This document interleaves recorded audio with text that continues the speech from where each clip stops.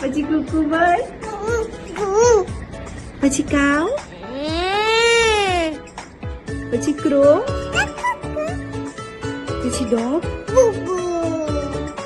આ અવનવા પ્રાણીઓના અવાજ કાઢતી માત્ર 15 મહિનાની સુરતની મનસ્રીએ વર્લ્ડ વાઇડ વર્લ્ડ રેકોર્ડમાં પોતાનું નામ નોંધાવ્યું છે. મનસ્રીએ આટલી નાની ઉંમરમાં વર્લ્ડ રેકોર્ડ બનાવીને બધાને ચોંકાવી દીધા છે.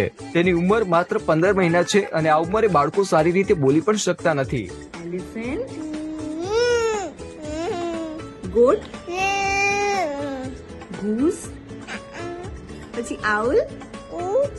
ત્યારે મનસ્રીએ 87 સેકન્ડમાં 20 પક્ષીઓ અને પ્રાણીઓના અવાજની મિમિક્રી કરીને વર્લ્ડ રેકોર્ડ બનાવ્યો છે.